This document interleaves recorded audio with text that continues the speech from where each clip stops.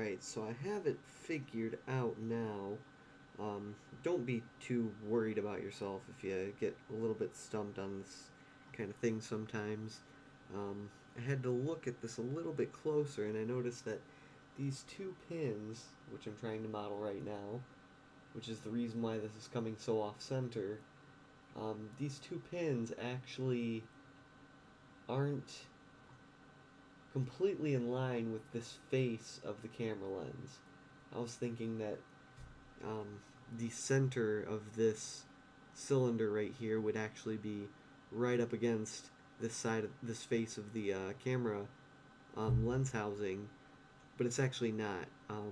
They're slightly off center, and this is actually the correct way that it should be, but when I actually go and duplicate the original and try and move it over here, but just by measuring the length of this camera lens housing, it doesn't go all the way because, and it doesn't look right because it's actually slightly off center, just like it is on the real thing. So what we're actually going to do, or at least what I'm going to do, is I'm going to grab this.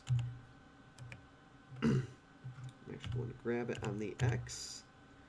I'm going to move it right up flush with the edge of that, and then grab X negative 5.75. And that should give just about the offset that we were looking for.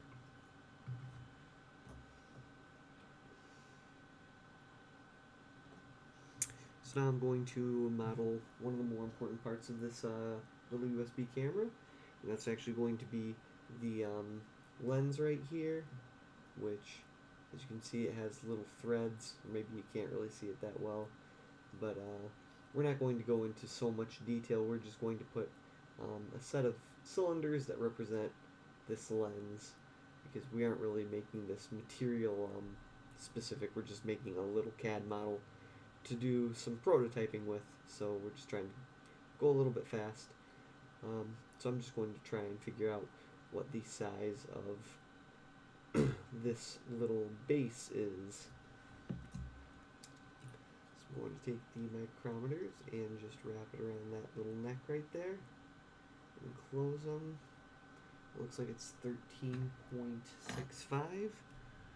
So I'm actually going to Shift A, create my cylinder, Shift, scale it down a half, grab Z 0.5, GX 0.5, GY 0.5, and then I'm going to use scale Y 13.65, scale X 13.65. And now I'm going to actually measure what the height of this little unit is. So I'm going to bring that down. Try to get a good angle so that you guys can see exactly what it is I'm doing. It's 4.96. So we can scale Z 4.96. And here's sort of where it gets a little bit tricky. You can sometimes just cheat and grab on Z and just eyeball it right there. Or if you really want to figure it out, I can just bring up my calculator here and say 1.59 plus 3.5. It's going to be 5.09.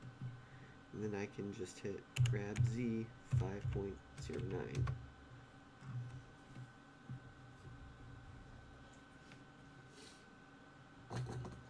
And here's where you're going to actually be working from things that are more relative to the housing rather than working from our actual original datum point there.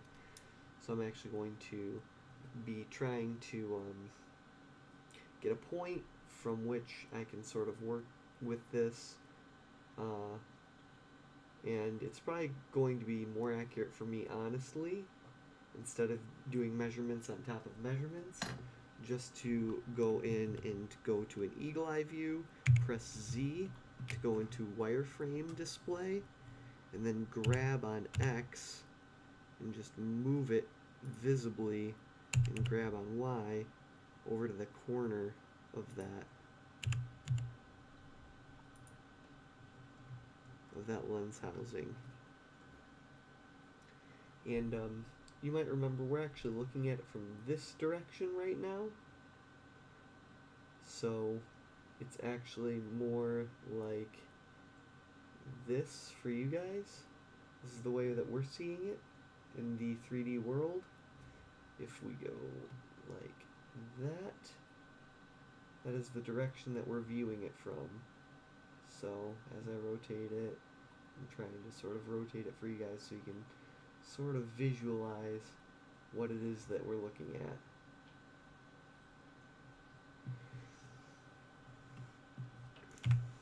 So I'm just going to take the micrometers again, and I'm just going to try and see from how far this really is to the edge of the lens housing face. It's about 3.6, so I can grab X 3.6, and then from the top of the camera housing, it is about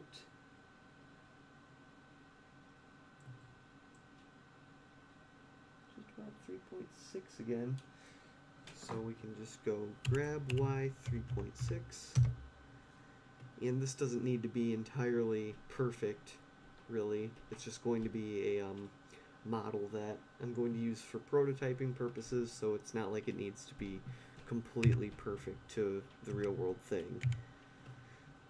So now I'm just going to assign the lens housing material to that, and maybe, you know what, I'm going to ramp up the specularity just a bit to maybe 7 for this material.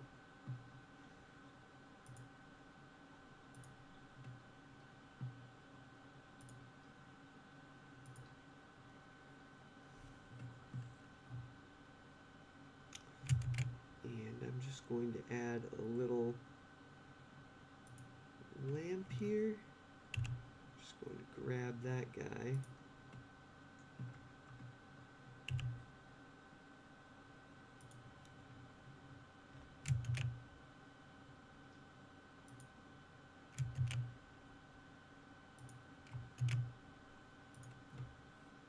I'm just trying to get a little bit more of a dynamic going on here. So we have a couple of lamps, and I just want to sort of get this so that you guys can see the differences between which objects are which. So now we're going to go into this part of the lens, and you can actually see it gets a little bit skinnier right here. So I'm just going to make a completely new cylinder for that. You don't really need to make a completely new cylinder for it, but that's just the way that I'm going to do it, and it's 11.87. I'm just going to add my new cylinder, go down here, scale 0.5, grab Z 0.5, GX 0.5, GY 0.5.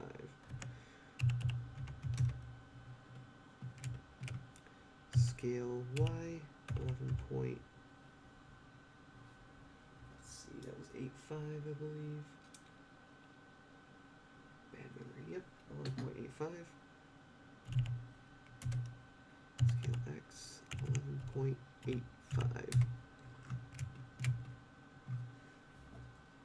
And then I'm just going to take the micrometers right into this little groove here and just sort of extend them. And that's 3.44.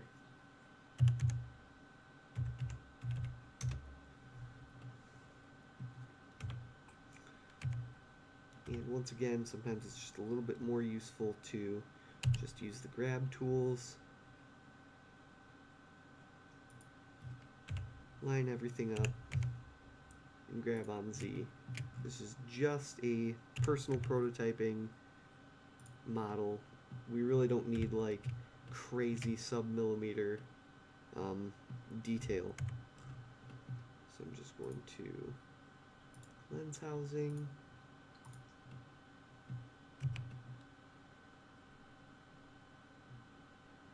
sort of look at that.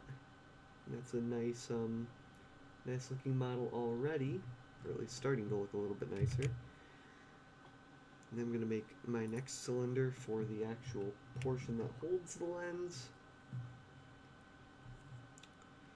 Scale 0.5, GZ 0.5, GY 0.5, GX 0.5.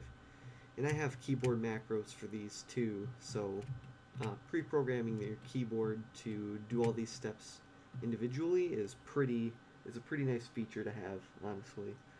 But I'm doing it all one by one so that people who are more manual people can think of it. But I'm just going to take my micrometers and go to the lens portion of this and clamp down gently. It's 14 millimeters. So scale X 14, scale Y 14. And then I'm just going to gently take my micrometers and sort of go around this end part of the lens, which you can see. It's about 4. So we can scale Z by 4. And then press Z again without scaling. And I'm just going to use the grab tool after hitting 7. I'm just going to grab this and center it. And then I'm going to go to one view and grab on Z. And then just put that right on top.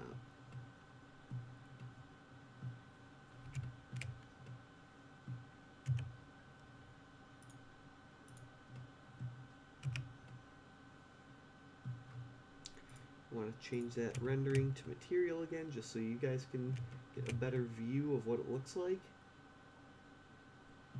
And then for people who are actually a little bit more technical, I suppose, we can actually just do a little Control R. If you press Control R while in edit mode, you just have to be in edit mode, so press tab on the object till you get these little vertices or edges or faces, but this will actually change you between those modes. But once you're in edit mode, you can hit Control R and that will bring up a loop cut, and we can loop cut this and click twice to get that to confirm the loop cut. And then what I'm going to do is I'm going to actually go into a one view and press Z, and I'm going to grab these on Z until they line up 1 to 1, or at least close to 1 to 1 of the original. And I'm going to hold Alt and get that loop selection and right click on those. I'm going to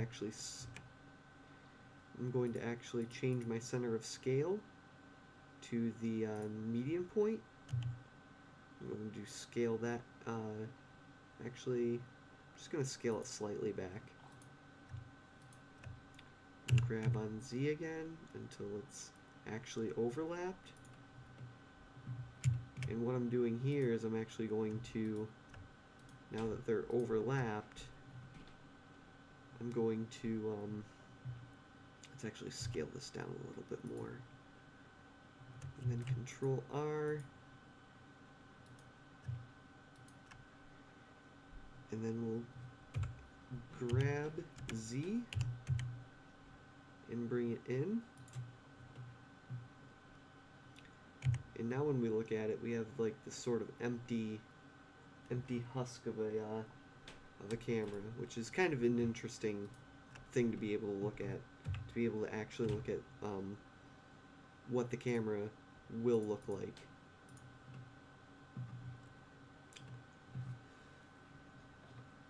So as I'm looking at this, I'm just trying to visually just make it look cool like the actual camera does. And I'm just going to end up scaling these back down a little bit. Maybe grab on Z so we get that sort of indent kind of look. Maybe not so much, but just Grab Z just a little bit. Go back into material mode.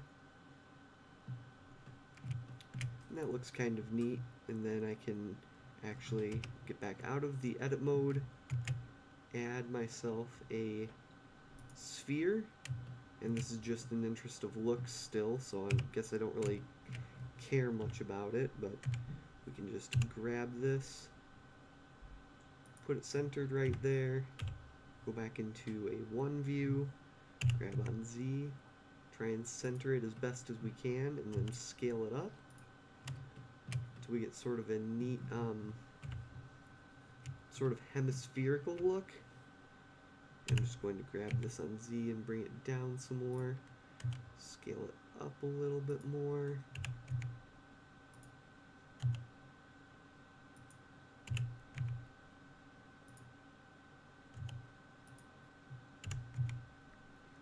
And this is basically going to just be the actual lens, so all we really need to do is hit A, grab our bounding box by hitting B, and then draw a circle around that, and then delete those vertices. And now we have the portion that we're actually concerned with. I'm just going to center that a little bit. Scale it up some.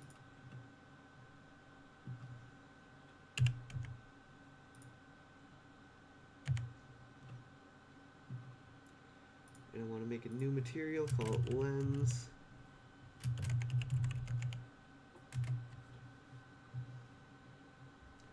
And I want to have some transparency, maybe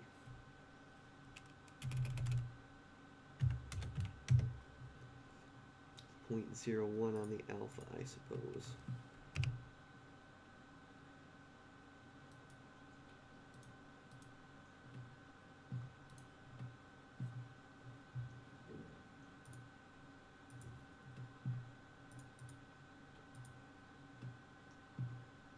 Now we can sort of see when we go into a rendered mode the slight lens. It's just very faintly transparent. You can't really view it in material mode, unfortunately, though. I'm just going to change that to smooth shading. And I want to go back into the rendered. And now it doesn't even look like a set of faces, it actually looks sort of smooth, so that's just sort of a neat little thing to add. Not really the goal here, but just a little aside. And that's the basic profile of the of this little camera board. Actually, later we'll end up going to this back face, and then measuring the rest of this and putting some of the finishing touches and putting some of these little microprocessors and little computer chips into the model for some extra detail, which should be part of the goal, because we are, if we're going to use this as a prototype design in our little designs, we're going to have to account for those, or else we might run into some design issues with maybe some clearance, especially with these cord connectors. Those can be issues sometimes. So anyway, thank you for watching, and have a great night.